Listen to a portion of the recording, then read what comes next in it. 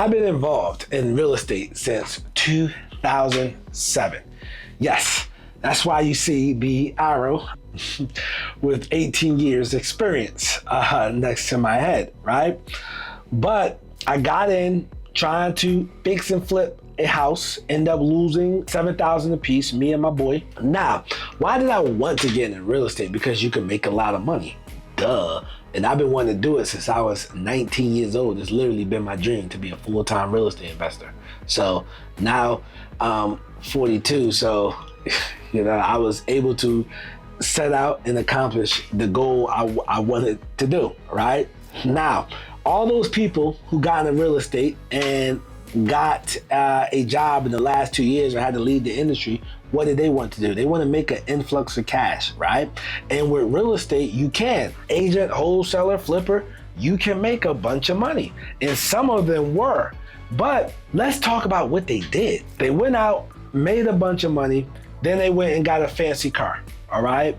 They got a $1,200 car note, right? That's not including insurance. Or a $1,000 car note, not including insurance. Why? Oh, because they're making money and they can, right? But just because you can do something doesn't mean you should do something, right? So some people, upgraded their living, overall living situation. And what I noticed with these people, they never have savings, right? And they think that the good economy or good market cycle lasts forever. That doesn't happen. You stack your money during the good market cycle, right? You stack your money so that way when you get a market cycle like the last 2 years, you're okay. All right. You're not having to, quit, change industries or do something different. You always want to have savings. That's extremely important. Save your money and then it will save you. But if you're making, a comfortable 6-figure salary, you should strive to save at least 6 months worth of, living expenses. Whereas, hey man, I can chill out for if nothing happens in the next 6 months, I'll be good because I have that put up. You should at least try to put yourself in that position. Instead of trying to make sure you look good, you want to be good, okay? Also, they didn't pay their taxes, right? You go out and make $100,000, well, you owe your silent partner, Uncle Sam, $30,000, especially if you ain't got no write-offs. And as far as write-offs and, getting that bill lower, you need to talk to an accountant. You can't go to your tax preparer that you see once a year. No, man, you got to go to an accountant because you have to have a tax strategy to save that money, all right? You're going to have to pay a few $1,000s to this person as well, all right? So please, guys, like when you get money, you have to try to keep it. You know what I mean? And that can be the hardest part because you don't want to go out and blow that $100,000. Then years later, Uncle Sam tally ups the bill, and because you're gonna have to pay $30,000 plus interest, fees, etc. So you want to be mindful of that. Now, as far as the biggest, gravest mistake that I see that these people make every day, but in the last 2 years specifically, the people who left the industry, they didn't invest the money. You're in real estate, you're wholesaling houses, all right? You are selling houses and they did not buy one rental. I was talking to one agent. She said, I was making $400,000 a year. She said, I thought that I was on top of the world. I couldn't be touched. She said, and I wasn't even the top agent in my office. So she was like, I'm just thinking it's just gonna get better and better and better. And then what happened? The market changed. And she realized that she should have been buying rentals because she had the opportunity, but she was calling up her investor clients to buy them instead of her buying them herself. Because if she would have bought the properties herself, she was like, I would be a lot wealthier.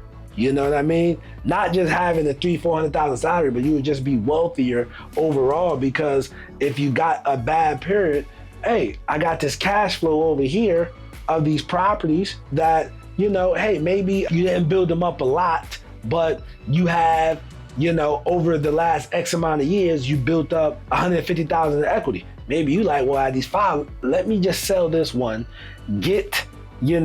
sell this property, cash out on this 150, I walk away with about 120,000.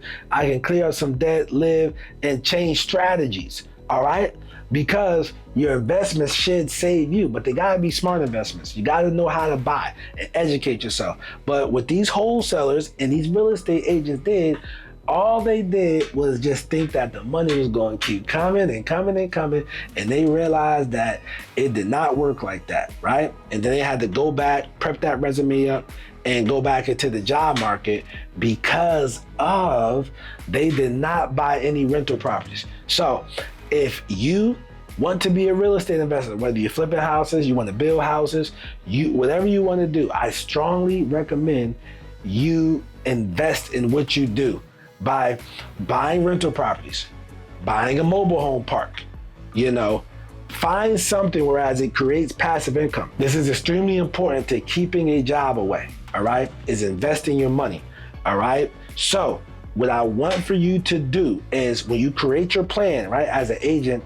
or as a wholesaler, promise yourself like, hey man, I'm gonna at least go for to keep, 2 properties a year, because after 5 years, that's 10 properties.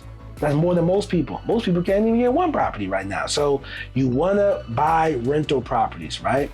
Buy rental properties. Don't let people talk you out of investing your money for passive income, because those who don't invest to get that passive income, they're always in a bad situation when it rains and start thundering. We all know a realtor has been a realtor for 20 plus years, don't own no rental properties. We all know an investor, been an investor for 20 plus years, don't own no rental properties.